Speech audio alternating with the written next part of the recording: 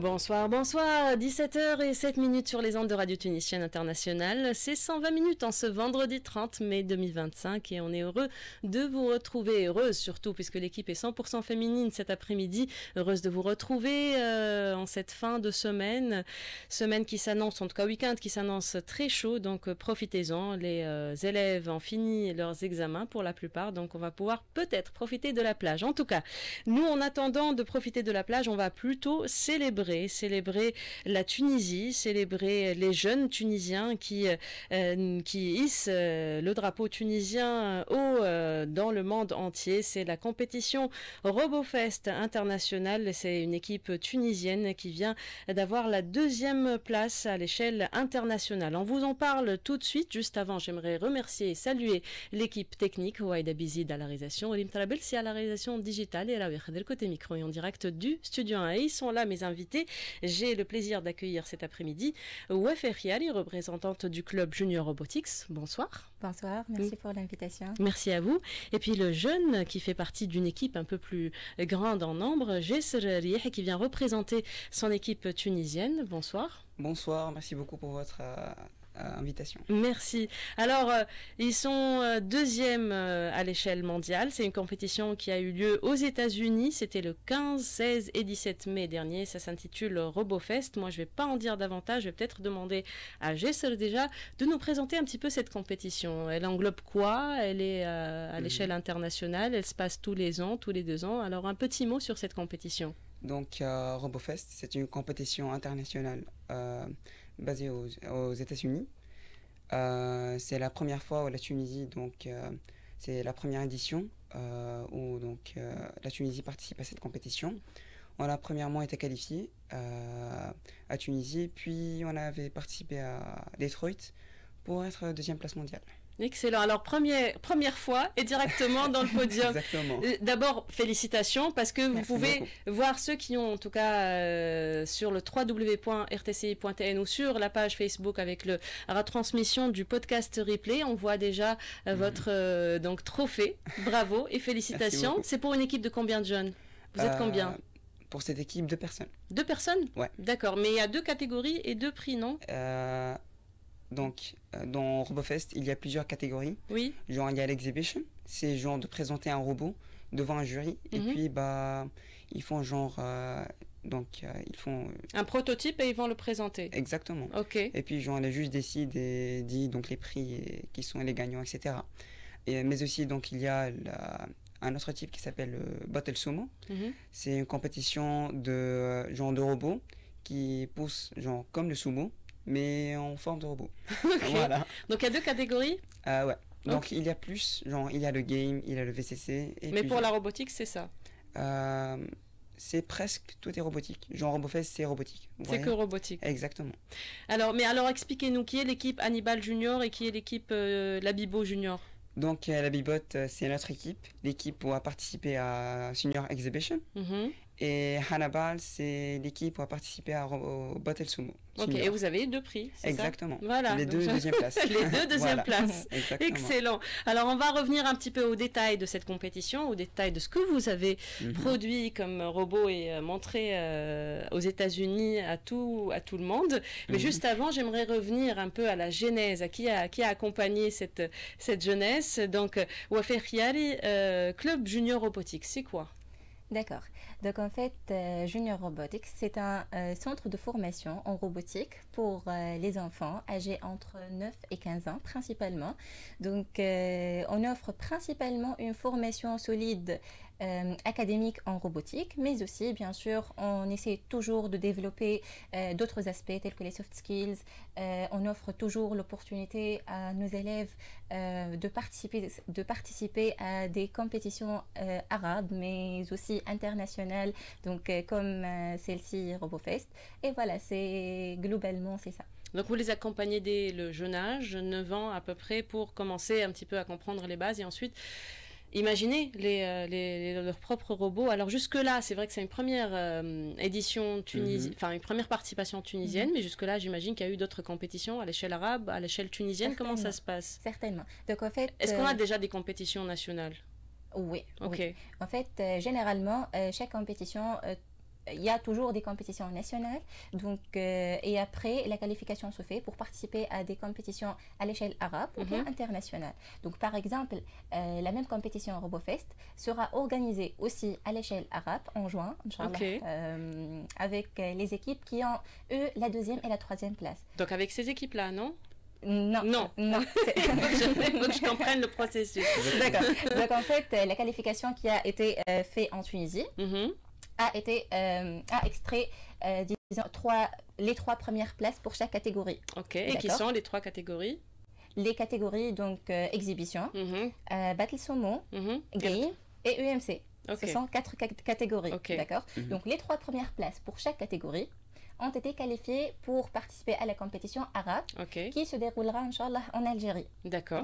Mais aussi, les premières places seulement ont été qualifiées pour participer aux États-Unis. D'accord. Et ce qui était le cas donc de notre équipe. Exactement. Et c'était le cas de l'équipe La Bibote et de l'équipe Hannibal. Et comment vous organisez vos équipes, là, La Bibote et Hannibal, et comment vous vous organisez? C'est des duos, c'est toujours le même duo, par exemple? Donc, pour chaque équipe, il y a 2 personnes. Donc, par exemple, nous, on a genre un sujet spécifique, genre et Hannibal, plutôt et l'équipe Hannibal, genre sont 2 personnes aussi qui genre font le robot pour le Battle Sumo. Voilà, ce sont 2 sujets différents. Non, mais je veux dire, c'est toujours les mêmes. Donc, alors, ton binôme, il s'appelle comment? Chase Chouk. Donc on va le saluer déjà. Je crois qu'il devait venir, il n'a pas pu venir. Donc ça c'est le duo qui a gagné. Et vous vous formez, je veux dire, vous faites tout le processus ensemble. Vous êtes d'année en année, vous travaillez sur les mêmes projets ou bien ça dépend, vous êtes en duo sur un projet, après vous pouvez changer de binôme? Donc ce projet-là, donc on a commencé depuis l'été dernier. Voilà. Et genre donc pour arriver à ce stade, genre pour comprendre la robotique et l'IA et l'intelligence artificielle, etc. Donc c'était une carrière de 7 ans de robotique. Ouais. Donc toi, ça fait 7 ans que tu y es. Ouais, exactement. Depuis quel âge? Parce que là, alors, il a quel âge? T'as quel âge, Jesse? Donc il y a 15 ans. Il a 15 ans. Jesse, il a commencé la robotique il y a 7 ans. Donc tu avais 7-8 ans, c'est ça? Ouais. C'est bien, ça commence très jeune. Ok. Donc, explique-nous, alors comment on sait, si on veut revenir un petit peu à l'expérience, comment on sait à 7 ans qu'on a envie de faire ça? Donc en fait, chez Junior Robotics, on a plusieurs niveaux destinés aux différents âges. Donc en fait, par exemple, avec les niveaux de 8-9 ans, on commence avec des kits de Lego éducatifs. D'accord. Avec des interfaces de programmation assez simples et assez ludiques. Donc l'idée ici est de développer la logique de programmation chez les enfants pour justement par la suite, ça nous permet d'avancer encore plus sur d'autres technologies plus avancées. Et donc c'est un parcours qui commence avec des simples notions. Allant jusqu'à des notions très on peut commencer bleu, c'est-à-dire qu'on se tient de la programmation. Bien sûr. L'idée est de aimer ce qu'on fait. D'accord. Et depuis ce moment-là, on va avancer avec des pas très intéressants. Et Jessel, quand tu as commencé à 7-8 ans, c'était quoi? C'était ton idée ou celle de tes parents? Donc c'était mon idée. Donc j'étais genre passionné par la robotique. À l'âge de 6 ans, genre n'importe quel... Tu faisais les Lego et tout? Non, bah genre... Donc vous voyez, donc, par exemple, la télécommande, quand j'étais à 6 ans, bah... Elle finit par être pièce par pièce, exactement. Ils ont souffert, tes parents, donc voilà, tu as tout décortiqué à la maison. Ouais. Ok. Et tu essaies de comprendre le mécanisme, c'est ça? Exactement. Mais puis, bah, après, je le laisse comme ça et voilà, il ne marche plus. Il ne marche plus. Donc, il fallait le mettre dans un club pour savoir. Alors, si tu ouvres toute la télécommande, il va falloir savoir comment la remettre en place. Donc, ouais, exactement. Voilà, donc ça a commencé comme ça. Et donc, c'est une passion depuis ce temps. Qu'est-ce qui t'intéresse dans la roue? Comment tu vois la robotique dans ta vie? Qu'est-ce que tu veux en faire? Donc, la robotique, genre, je veux... Au futur, donc je veux travailler en ingénieur robotique, voilà. Donc je suis passionné par genre les câbles, l'électronique, programmation, voilà, créer des robots, faire l'innovation, etc. Et l'intelligence artificielle dans tout ça? Donc l'intelligence artificielle, bon, c'est bien que maintenant donc tout se fait avec. Exactement, tout se fait avec l'intelligence artificielle. Par exemple, traitement d'image, traitement d'audio, traitement de texte, etc., comme ChatGPT, et ainsi de suite. Et ça, ils le maîtrisent dans Junior Robotics? Ils apprennent, en fait, il y a une composante IA? Oui, en fait, l'intelligence artificielle est accessible pour tout le monde, mais l'idée ici est de savoir comment manipuler cette intelligence artificielle et comment justement l'exploiter dans le bon sens et surtout dans des projets avec un impact. Alors, le projet Impact, finalement, on y vient. Qu'est-ce que vous avez présenté pour être les deuxièmes sur le podium international? Donc, notre robot, il s'appelle Labibot. Abibot? Oui. Labibot. Ah, Labibot. Labib. Ah, Ouais. comme Labib, alors la mascotte. Mais t'étais pas né quand il y avait Labib. T'étais pas encore né. Donc, Labibot, donc c'est un robot qui a c'est un robot qui est à la base à la plage. Donc, il a deux tâches de base. La première tâche, c'est donc de ramasser les déchets. Et pour le moment, ce sont les bouteilles. S'il détecte une bouteille grâce à l'intelligence artificielle, il va donc s'aligner et puis faire les ramasser. Voilà. Et pour la deuxième tâche, c'est donc faire sensibiliser les gens contre cette pollution. Donc, comment par exemple, exactement. Par exemple, si le robot détecte une personne qui a une bouteille. Et puis il la jette et voilà. Qu'est-ce qu'il fait le robot? Il capture sa photo et puis il la met dans un site web. Et il va dénoncer. Ouais. Et puis joint les autorités ont accès à ce site web pour lui donner une facture. Il peut avoir une amende. Donc, exactement, une amende. Voilà. Mais on est quand même donc un gentil. système de contrôle. Mais quand même on est gentil. Oui, il y a une alerte. Il y a une alerte sonore. Et l'alerte tout d'abord. Voilà. Donc il y a une alerte sonore aussi. Genre quand il détecte. Ah ouais. Mais après voilà. Exactement. Donc l'idée est de alerter cette personne qui va jeter la bouteille par exemple sur la plage. Mais si cette personne encore refuse de ramasser cette bouteille, donc Labibot prend les étapes d'après. Et va voir les amendes. Voilà. Il fait double travail du coup. Donc c'est agent de police et. Genre ce sont à peu près 3 modèles d'intelligence artificielle dans un robot. Voilà. Et alors l'expérience, donc vous avez emmené ce robot avec vous aux USA pour le montrer. C'était comment cette expérience? Alors quand on a 15 ans et qu'on se retrouve dans une compétition internationale, je crois qu'il y avait à peu près combien de pays? 30 pays qui ont participé? Exactement. Et j'imagine qu'il y a des pays qui ont quand même qui ont leur réputation, on va dire. La Chine, je sais pas, le Japon. Ouais, la Chine, le Japon, le Hong Kong, Ghana, Taïwan aussi. Oui. On a donc l'Amérique de base, Mexique. On a l'Ordre, donc Jordanie. Jordanie exactement. Donc il y a l'Algérie aussi. Et voilà. Et la première place, c'était qui par curiosité? C'était quel pays? Donc pour l'exhibition, c'était Hong Kong. Ok. Et pour le Bottle Sumo, c'était la Mexique. D'accord. Vous l'avez vécu comment, cette expérience Donc cette expérience était incroyable. Donc nous avons rencontré beaucoup de personnes de plusieurs pays, comme j'ai dit, voilà. De Ghana, Mexique, Taïwan, etc. Nous avons aussi donc découvert plusieurs cultures et échangé les idées. Et pendant la compétition, nous avons aussi découvert le robot, les idées. Des autres idées. Exactement. Et voilà, les nouvelles technologies Est-ce que ça vous a inspiré pour d'autres projets, j'imagine? Ah ouais, exactement. Pour d'autres, peut-être pour d'autres projets et bien sûr pour d'autres améliorations pour notre robot. Alors question justement, ce robot qui est Labibot, donc qui va sur les plages, qui va détecter des personnes qui vont commettre des infractions, mais aussi qui va nettoyer quelque part. Oui. Pourquoi ce sujet-là? Est-ce que parce que ça te tient à cœur, l'environnement? Est-ce que d'où est venue l'idée au fait de travailler sur l'environnement et la propreté des plages tunisiennes ailleurs?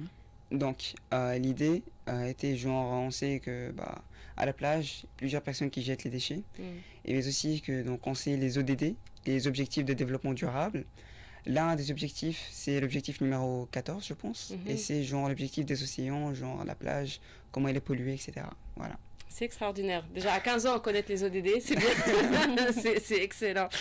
Donc, la suite de ce projet, comment vous imaginez? Est-ce qu'il y a quelque part, et là, je m'adresse peut-être aussi à Wafé, est-ce que quelque part, ce genre de robot, même avec comme ça un prix à l'échelle internationale, on pense déjà à le transformer en projet qu'on peut aussi commercialiser à échelle nationale, internationale? Est-ce qu'il y a cette notion d'entrepreneuriat entre guillemets? Oui, bien sûr, bien sûr. En fait, la compétition était une opportunité extraordinaire pour dévoiler justement les points forts et les points à améliorer dans ce robot et dans les technologies utilisées en général.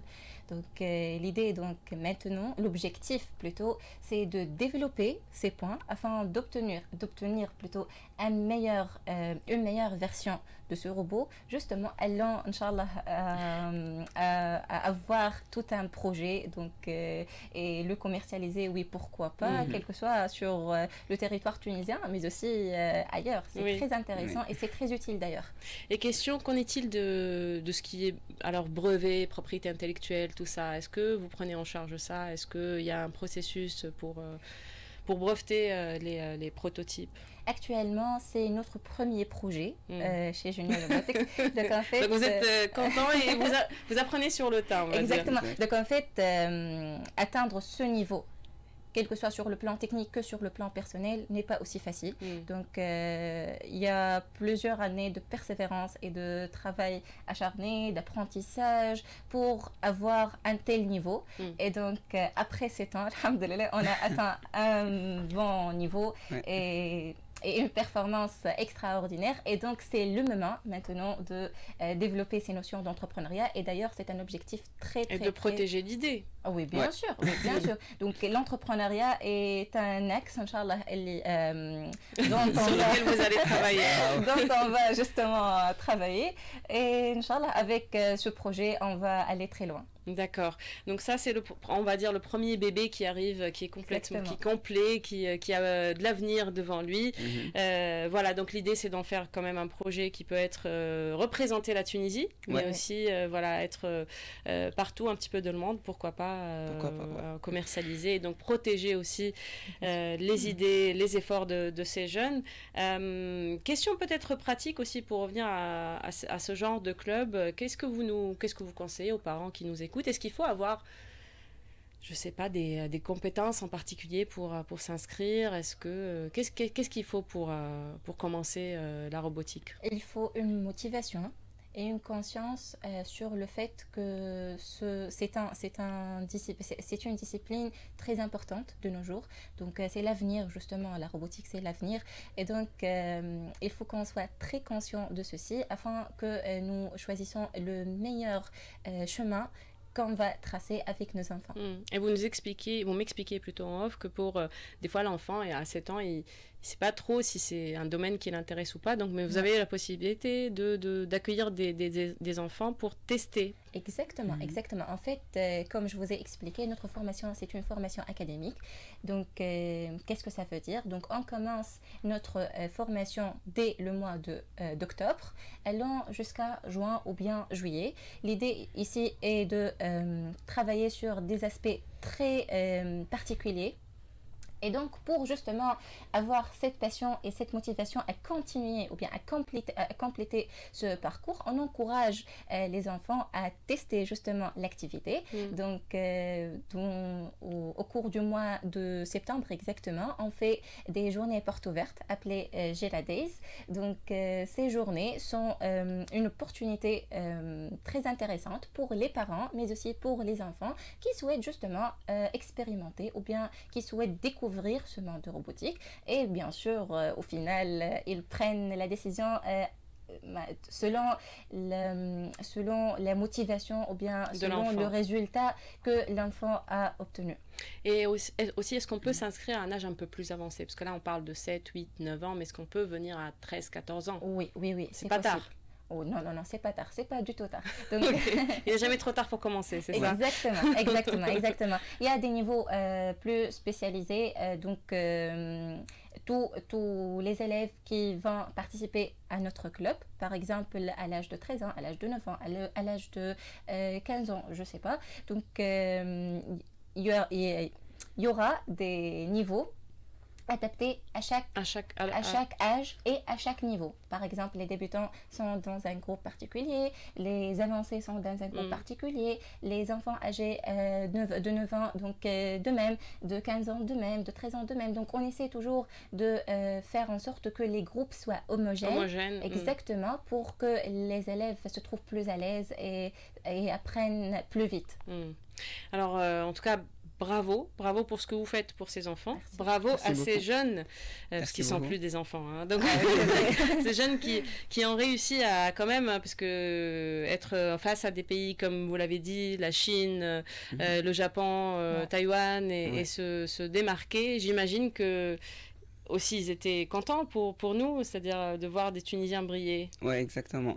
Donc, est-ce qu'il y a des échanges? Est-ce qu'ils sont venus vous voir pour peut-être des partenariats, peut-être travailler ensemble, réfléchir ensemble? En vérité, non. Non, d'accord. Ouais.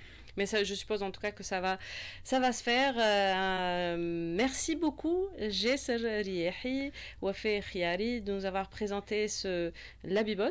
On aurait aimé le voir ici. Hein, il est grand. Je me sens bien. À peu près d'1 mètre. 17 kilos à peu près. 17 kilos. Oui. C'est volumineux, machin. Et une autonomie de... Il peut tenir combien de temps? Donc, en vérité, on n'a pas calculé. Mais genre, à peu près, c'est de 5 heures. Genre, les batteries ne sont pas genre, trop suffisantes. Mais genre, à peu près 5 heures. 5 heures, c'est bien. 5 heures, ça suffit pour faire une bonne ronde. Avec les composants plus avancés, bien sûr, on va Inch'Allah, atteindre un niveau... on attend de voir l'Habibot sur les marchés tunisiens et internationaux. Pourquoi pas. Et puis nos plages en ont vraiment besoin. D'ailleurs, je vais profiter puisque l'été commence, de faire quand même une petite sensibilisation pour protéger effectivement nos plages et ne pas jeter. Et sinon, voilà, l'Habibot ne sera pas content. Merci. Merci beaucoup. Bon courage à l'équipe tunisienne. Next time, j'espère, première place. C'est tous les combien ce RoboFest? C'est tous les ans aux États-Unis. C'est tous les ans. Voilà, j'espère qu'on aura toujours, en tout cas qu'on sera toujours sur le podium, sur les 3 premiers, pourquoi pas. Les premiers champion la prochaine fois. Champion du monde. Déjà, on est champion du monde. Ouais. Merci comme ça. Merci beaucoup. Merci à vous.